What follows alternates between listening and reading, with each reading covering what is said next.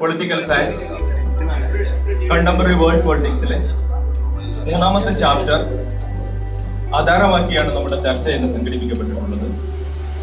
ഈ ചർച്ചയിലേക്ക് നമുക്ക് വന്നിട്ടുള്ള പാനലിസ്റ്റുകളെ ഞാൻ അതൊന്ന് പരിചയപ്പെടുത്താം.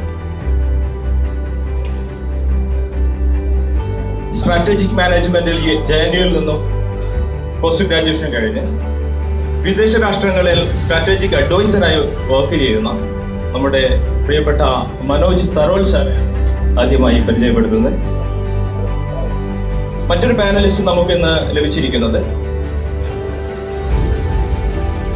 ഹ്യൂമാനിറ്റീസ് സ്ട്രീമിലൂടെ പഠിച്ചു വരികയും IIT മദ്രാസിൽ നിന്നും ഡെവലപ്മെന്റൽ സ്റ്റഡീസിൽ പഠനം പൂർത്തിയാക്കി ഇപ്പോൾ പ്ലാനിംഗ് കമ്മീഷൻ ബോർഡിൽ മെമ്പറായിട്ടുള്ള ഇക്കണോമിസ്റ്റ് മിസ്റ്റർ അഷ്റഫ് സാറെ ഞാൻ നിങ്ങൾക്ക് മുമ്പിൽ പരിചയപ്പെടുത്തുന്നു.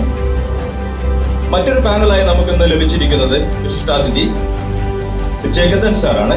ജഗതൻ സാറ് എല്ലാവർക്കും പരിചയം ഉണ്ടാവും. നമ്മുടെ മീഡിയകളിൽ സ്ഥിരം സാമൂഹിക രാഷ്ട്രീയ ചർച്ചകളിൽ ഇടപെടുന്ന കോളമിസ്റ്റായ ജഗതൻ സാറെ നിങ്ങളുടെ മുന്നിൽ പരിചയപ്പെടുത്തുന്നു. ഈ വിഷയങ്ങളിലെല്ലാം തിങ്ക് ടാങ്ക് ആയി വർക്ക് ചെയ്യുന്ന ഡിസ് ഫാക്കൽറ്റി മിസ്റ്റർ ദിബീഷ് സാറെയും നിങ്ങൾക്ക് മുമ്പിൽ ഞാൻ പരിചയപ്പെടുത്തുകയാണ്. നമ്മുടെ ചാനൽ ഇന്ന് ചർച്ച ചെയ്യുന്ന വിഷയം US ഹെഗിമണി. ആഗോളതലത്തിൽ 1991 ഒരു ടേണിംഗ് പോയിന്റ് ആയിരുന്നു. USSR എന്ന് പറയുന്ന ഒരു സിസ്റ്റത്തിന്റെ ഡിസിന്റഗ്രേഷൻ, തുടർന്ന് ലോകത്ത് അമേരിക്കയുടെ ഒരു സൂപ്പർ പവർ. ഇത് എങ്ങനെയാണ് നമ്മുടെ കറണ്ട് സിനാരിയോയിൽ വേൾഡ് പൊളിറ്റിക്സ് നോക്കിക്കാണുന്നത് എന്ന് ആദ്യമായി നാം അന്വേഷിക്കാൻ പോകുന്നത് മിസ്റ്റർ മനോജ് തറോൾ സാറോട് തന്നെയാണ്. സ്ട്രാറ്റജി എങ്ങനെയാണ് നമ്മുടെ ലോകം അമേരിക്കയുടെ ഒരു സ്ട്രാറ്റജിക് മൂവ്മെന്റിന്റെ മുന്നിൽ എങ്ങനെയൊക്കെയാണ് ഇപ്പോൾ നീങ്ങിക്കൊണ്ടിരിക്കുന്നതിനെ കുറിച്ച് വിശദീകരിച്ചു. യഥാർത്ഥത്തിൽ അമേരിക്കൻ ഹെജിമണി തുടങ്ങുന്നത് 1991 1945 സെക്കൻഡ് വേൾഡ് വാർ ശേഷം.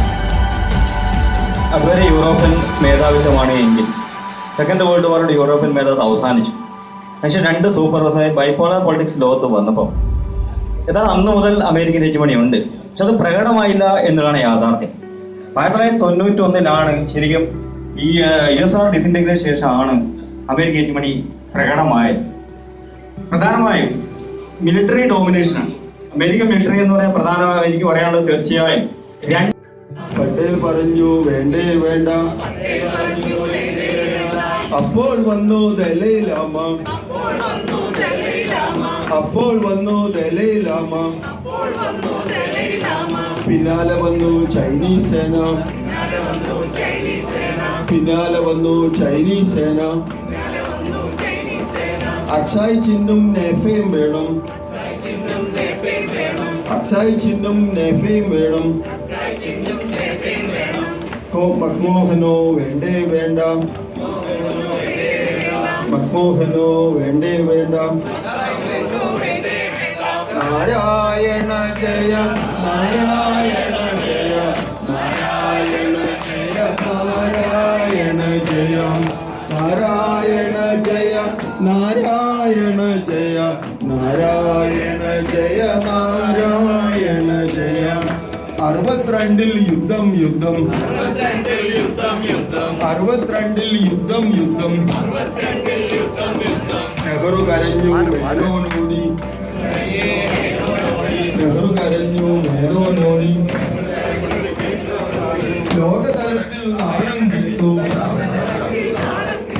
ലോകതലത്തിൽ നാണം കിട്ടു. കമ്മ്യൂണിസ്റ്റ് പാർട്ടി പിളർന്നും പോയി, കമ്മ്യൂണിസ്റ്റ് പാർട്ടിയും പിളർന്നും പോയി. നാരായണ ജയ, നാരായണ ജയ, നാരായണ ജയ, നാരായണ ജയ, നാരായണ ജയ, നാരായണ ജയ, നാരായണ ജയ, നാരായണ ജയ. ടോപ്പിക്കൊക്കെ മനസ്സിലായിട്ടുണ്ടാവും. ഇനി തുടങ്ങേണ്ട ആവശ്യമില്ലല്ലോ.